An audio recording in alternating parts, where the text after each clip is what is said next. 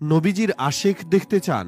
তবে এই মানুষটাকে মন ভরে দেখে নিন। মুখে দাড়ি নেই, কিন্তু নবীর সম্মানের প্রতি ভালোবাসা ছিল আকাশচুম্বী। যে ভালোবাসা তাকে মঞ্চে তুলেছিল।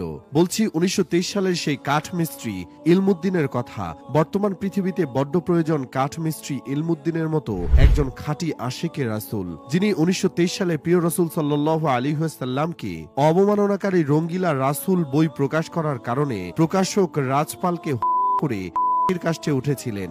রাষ্ট্রের সকল আইনজীবীগণ ছিলেন তার পক্ষে। তারা বললেন, ইলমুদ্দিন তুমি শুধু বলবে, তখন তোমার মাথা ঠিক ছিল না। কিন্তু তিনি তা না বলে আদালতের কাঠগড়ায় দাঁড়িয়ে বললেন, আমি স্বেচ্ছায় সজ্ঞানে তাকে করেছি, কারণ সে আমার রাসূলকে রঙ্গিলা রাসূল বলেছে। যখন আইনজীবীগণ জিজ্ঞেস করলেন, তুমি এভাবে বলছো কেন? ইলমুদ্দিন হাসি মুখে বলেছিলেন, আমাকে স্বপ্নে রাসূল সাল্লাল্লাহু আলাইহি ওয়াসাল্লাম বলেছেন, ইলমুদ্দিন তাড়াতাড়ি এসো, আমি তোমার অপেক্ষায় আছি। রাসূল প্রেমী এই মানুষটির জানাজার ইমামতি করেছিলেন পৃথিবীর বিখ্যাত বুজুর্গ আল্লামা জাফর আলী খান। খাটিয়া বহন ও মৃতদেহ দাফন করেছিলেন বিশ্ববিখ্যাত কবি আল্লামা ডক্টর ইকবাল।